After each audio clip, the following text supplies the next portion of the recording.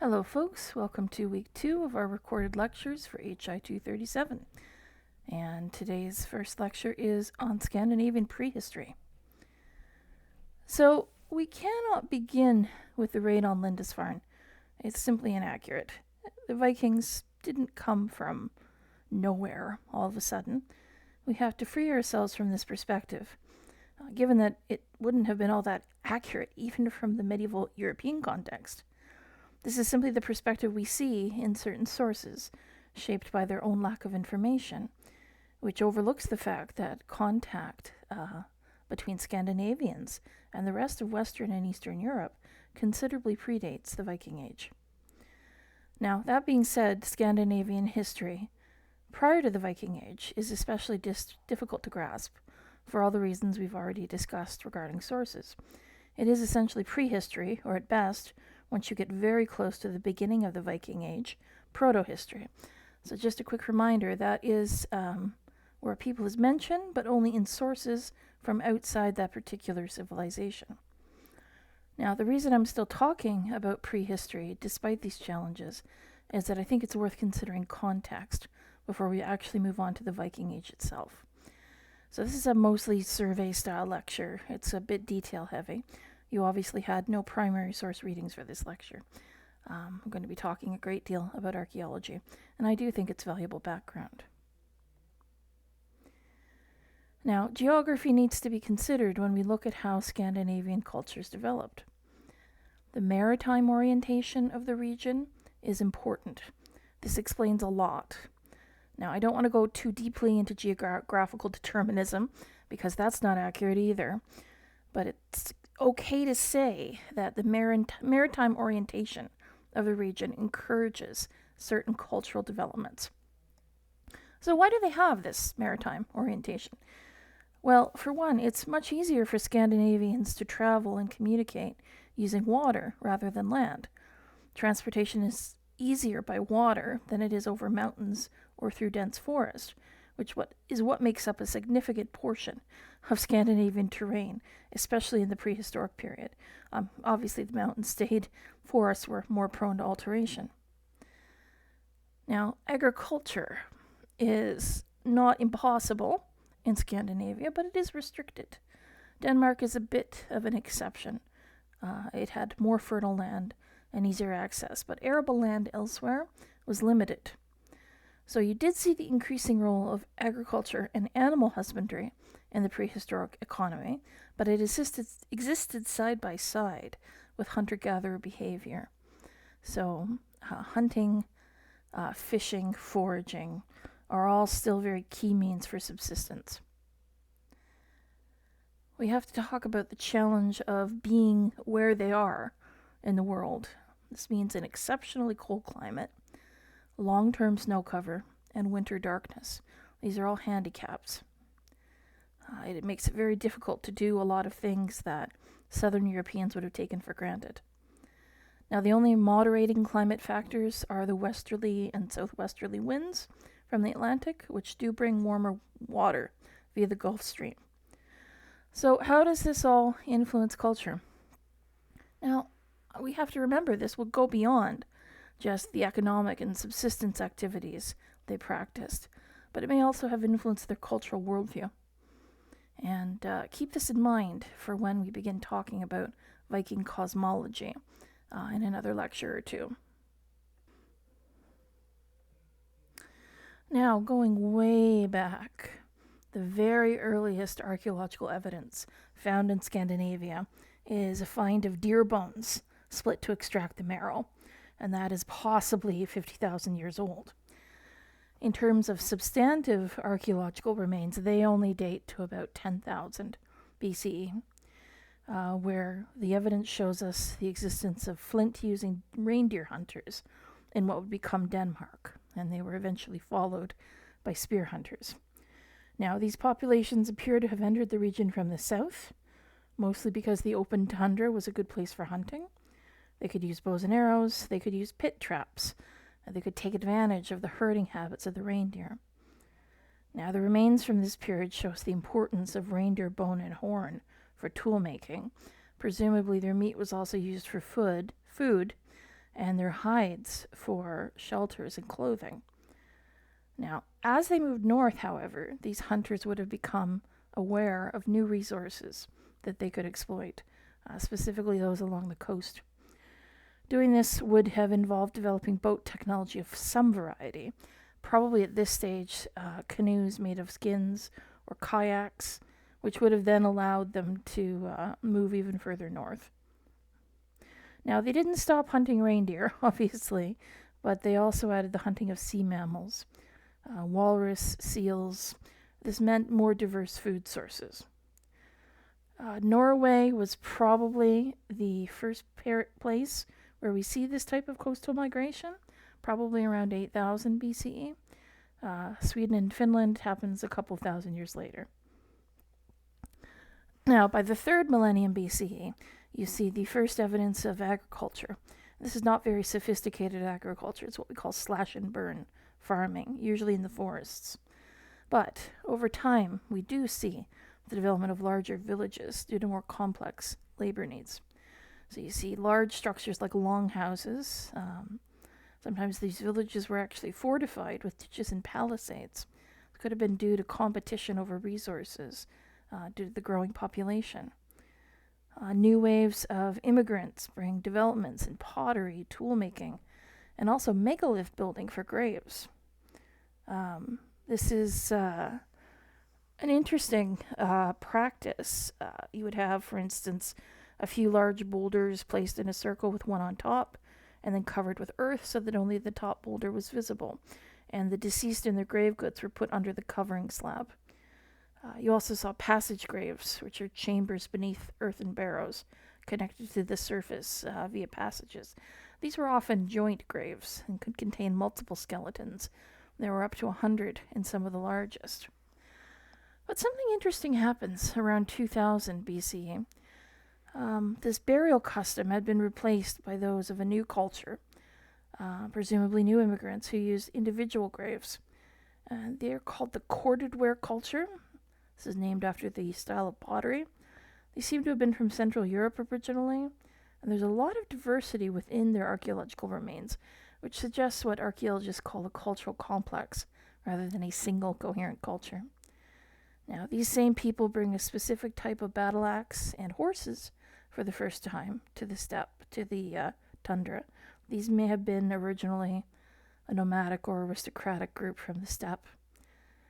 The change in settlement was likely due to improvement in the climate, but there was only so far that could really go. These lands are still very, very northerly and very challenging, so it's hard for them to attract too much in the way of interest from outside settlers. Now, the beginning of the Bronze Age in Scandinavia is a bit hard to pinpoint. The prehistoric Scandinavians had always been in contact with communities to the south, so there were copper artifacts found there from the earlier period. You don't see significant numbers of them until after 2300 BCE. That's copper and bronze artifacts. Really, at this point, we believe that all metal was imported. The Scandinavians did have mineral deposits of their own, but, the mountains are big, and they didn't have the technology to exploit it. Now, by 1800, we see evidence that the imported metal objects were being used as models for smelting and casting bronze. They're still importing metal, but they're working it for themselves. So this is probably around the time you might say the Scandinavian Bronze Age began. Now, at this point, the subsistence economy is a bit of a hybrid. In the south, it consisted of agriculture and animal husbandry. On the coasts, fishing and seal hunting were still more important. Now, on the negative side of the equation, we see increasing deforestation in the south for agricultural purposes. How do we know this? You might ask. Pollen studies.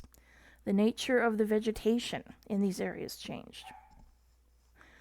This also leads to the beginning of more extensive trade, where northern produce is traded by the Danes and the Swedes for copper and tin. When I say produce, whale products, fur, amber, slaves as well, most likely.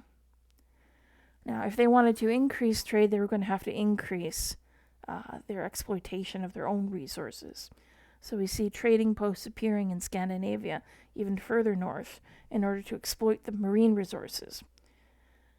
Southern Scandinavian cultures also expanded into coastal areas of Finland, whose local population took on Scandinavian cultural styles as a result. Some Finnish archaeologists would call this colonization. Now, artifacts, particularly weapon types, are not too different than the European norm of the day, but we do see a lot of hoards from Bronze Age Scandinavia. And always with hoards, you have to ask yourself, what made the person bury all of their shiny goods? Is that a marker of an increased level of social violence, a fear that it might be taken away from them? And why didn't they come back to get it? There are a lot of questions, especially when it's not just like one or two hoards, it's a lot. Now, religion. We know very little about it at this time. Seems to have been some sort of fertility-based religion, possibly with a sun god involved. There are numerous cult objects that are found in lakes and bogs as offerings. So if you're going to offer something to the god, you throw it in the bog. These included trumpets. There was a cult wagon with a horse drawing a gilded disc, and various metal vessels. All of these signs are signs of a more complex culture developing, but they are still working under the restrictions of their climate and geography. So hunting, fishing, minimal pastoral farming were still the main means of subsistence in the northern part of Scandinavia and in the interior. All right, moving on to the Iron Age. Now, by the Iron Age, you can genuinely say that Scandinavia is a hybrid society because there are two different cultural traditions at work. The Northeast European hunting society meets the continental agrarian society. Now, both have cultural contacts to the continental west and to the east, especially to the east, and particularly the Baltic. Now, the fact that Scandinavian society looked west and east, even at this early date, is absolutely critical. It is maybe one of the most important statements I've made today, because it is so highly relevant for the Viking Age as well. So you might want to put a little star beside that in your notes. Scandinavian society, even in the Iron Age, looked both west and east. Now, what we do see in the early Iron Age are Scandinavians beginning to work their own metal. Now, this is because they found iron ore in bogs. The quality of this iron was actually quite good, and the metalworking with this quality of iron actually starts quite early in comparison to Northern European Iron Age standards. Now, there's an interesting difference between Northern Scandinavian and Southern Scandinavian iron production. In the north, individual households seem to have produced the iron that they needed. In the south, they used large shaft furnaces, and this produced much more iron. So you might say it was more of an industry. Scandinavia was also undergoing significant demographic change and a few other changes that didn't really work well together. So their population is increasing, but the climate is changing. It is becoming wetter and colder. This causes things like the decline in tree cover and the growth of glaciers, which means that more effort had to be put towards subsistence. This is more challenging to achieve. Now, in response, in some areas, society appears to become more egalitarian. The patterns of settlement suggest more collaborative living conditions. So, for instance, households would have their own fields, but they would also take part in activities to help the village's fields as a whole.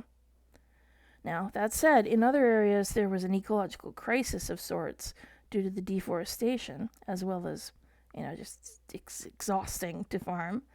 And you see things like the abandonment of farms and villages. Now, the burials are simple, flat cremation graves at this point, suggests a lack of social differentiation which would fit in with the idea of a more collaborative society. Now, in this period, we also have historical evidence for specific contacts with the South, and this is literary evidence, not just archaeological. So the writer Pythias of Marseille in the Macedonian period decides to travel to the area, or at least far enough north to notice the short summer nights and some of the other key descriptions of the area. We're fairly confident that he probably visited southern Norway, although other people debate that. The Roman Empire did not expand into Scandinavia, although we do have some record. Now, another author who talks about Scandinavia is the famous writer Pliny the Elder, who died in 79 CE. He called Scandinavia a dangerous land on the water. Didn't have a lot more detail than that. It's also always a question as to how much Pliny actually traveled, but it does sound about right. Now, another author that speaks about the area is Tacitus in the 2nd century, and he talks about the Civitates Suionum, who, quote, have not merely arms and men, but powerful fleets. This might be a reference to the early Swedes, the Spheres. He also refers to the Feni, who he calls a nomadic people using bone weapons and living east of the sphere. These may be the Lapps, the indigenous people of Finland. Now, there's not much political contact, obviously, between Scandinavia and the South in this period, but there's a lot of trade. Amber, fur, slaves, cattle, hides and skins, dairy produce. We see imperial coinage in Finland by the time of Hadrian, and also some Roman bronze vessels, colored glasses, silver beakers that are decorated with scenes from the Iliad. I could go on. Now, generally, scholars do call this the Roman Iron Age, and they talk about how we see a new type of settlement. The fields are rectangular. There are more crops because they're now using a stronger iron plow. Now, in this late period, we see a rise in social inequality. And how do we assess this? Well, the grave goods become much richer in some cases and not in others. There's the inclusion of Roman products due to the trade links with the empire. We see the enclosure of farms, which suggests the rise of private ownership. Different sizes of storerooms and stables. There are hill forts all over southern Scandinavia from this period, and this certainly suggests a period of unrest. Not just the forts themselves, but you also have rows of stakes blocking fjords, walls, and palisades around fortified villages. Now, there is one fort that perhaps deserves a mention of its own. This is the fortress at Torsbergen. It was surrounded by a rampart 2 kilometers long. It was constructed around the beginning of the 1st century, and it was strengthened during the 4th century to reach a height of 7 meters. It appears to have been about 1,000 men needed to fully man the fortress, which means that many more attackers would have been required. And this tells us something about how many men the leaders of the time were able to command. Now, when you look at what's found in the peat bogs, you see weapons and other military equipment, equipment for cavalry and bowmen. A lot of it has the influence of Roman military methods. So the Scandinavians are learning from their southern neighbors, even if they are not being actively colonized by them. Now, despite the fact that archaeology becomes so much more informative in this period, there is no really clear picture that we have of Scandinavian society. And to wrap things up, let's talk about the Migration Age, or the Vendel period. This is where we really start having to talk about proto-history, because the Scandinavians begin to impinge much more significantly on the historical record in continental Europe.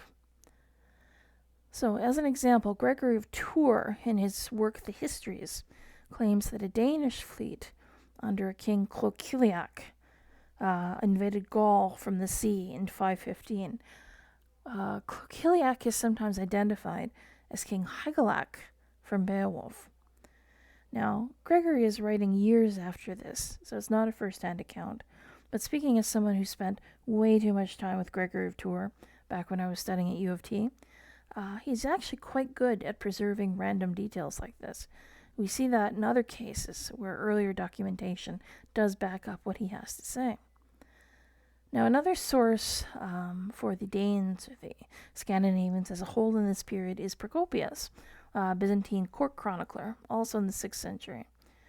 Now, he talks about the Danoi, but he probably never went anywhere near Scandinavia. He's writing from Constantinople. So where did he hear about the Danoi? Were they traders? Now, probably the most interesting early medieval source is Jordanes, also from the 6th century. And he says that the Heruli, who were a group that were fighting the Lombards in his time, had been expelled from their home by the Danes, who had come upon from Sweden to Denmark. Now, this has been interpreted by some historians to mean that the Danish kingdom was founded originally amongst the islands, which seems unlikely. Now, the key thing to remember about Jordanes is that he calls Scandinavia a hive of races or a womb of nations, because he believed that the Goths, the Burgundians, the Lombards all originated there. Obviously, he has no direct knowledge. Now, the habit of speculating about the origins of ancient peoples is very common in that area, as well as in this area. It's part of the process of turning them from terrifying and violent interlopers to just foreigners. Now, that being said, the animal ornamentation style that we see in goods in Scandinavian finds is very similar to what we see.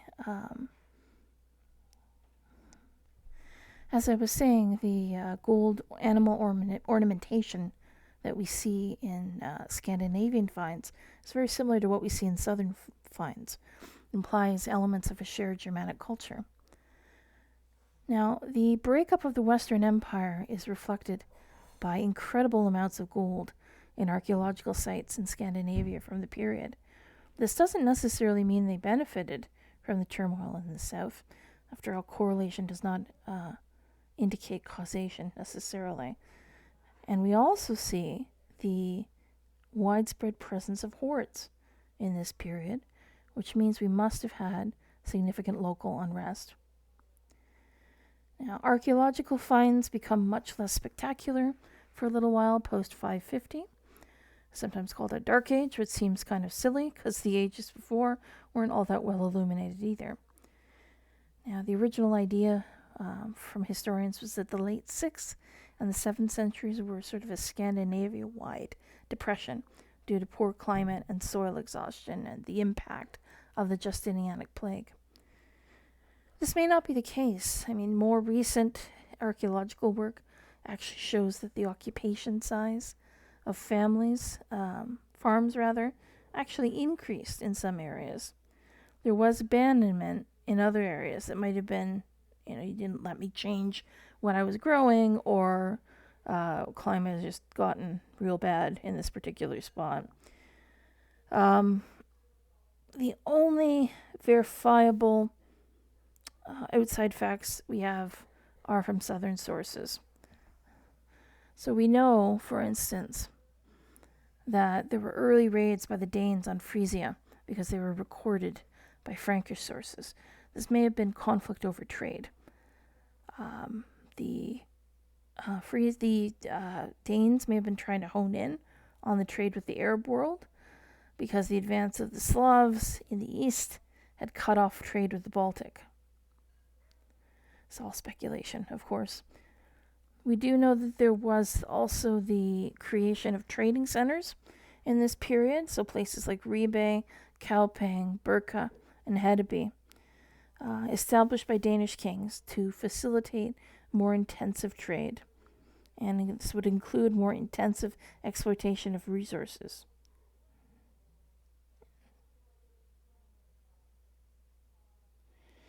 Now,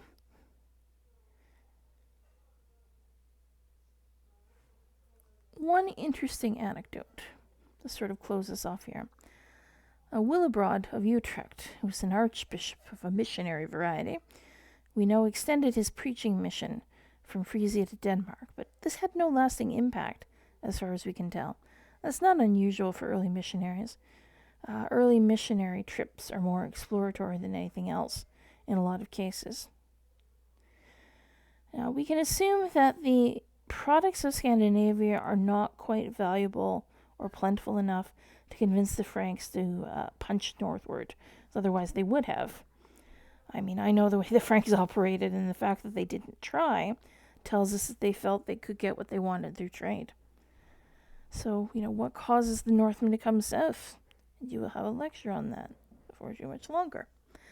Okay, thanks very much, guys. Hope you enjoyed. I will be back with the other part very soon.